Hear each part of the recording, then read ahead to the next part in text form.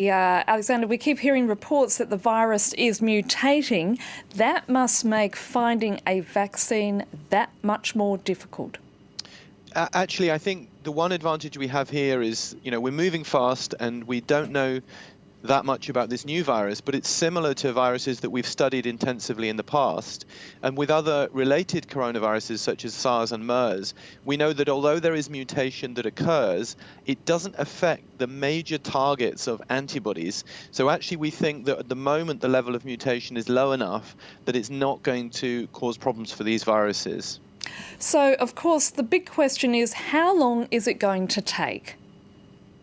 Yeah, so that's what everybody wants to know. And I think actually we need to remember that some of the uncertainty means that it's hard to pin that down. What's exciting is to see these clinical trials taking place so quickly. And that's a massive step forward. We used to be very, very slow to start this kind of trial. Now we can start trials within weeks or even months of a new virus appearing.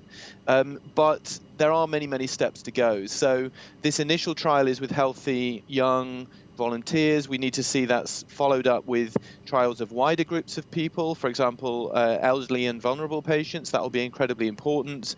But the other thing is it takes much longer to find out whether the vaccine actually protects everyone and what level of protection. So we can expect to see long series of trials. And at the end of that, only after all of those trials are complete can we conclude that the vaccine is effective.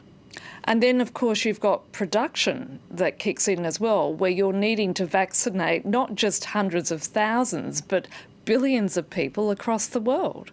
Yeah, so what we're seeing, which is exciting, is we're seeing a coordinated effort to work out how we can manufacture these vaccines even before we know whether they work. And that's not normally the right order. Normally you develop a vaccine, show that it works, and then you scale up manufacture. So what people are scrambling to do now in the UK and in the rest of the world is to focus on their manufacturing capacity and try and make sure that everything can be in place so that we can scale up manufacture once something starts to work. But that is a very difficult process because these are not easy medicines to make. The manufacture of a vaccine is a complex and delicate process. So we shouldn't underestimate the difficulty of producing enough vaccine to actually make a big difference.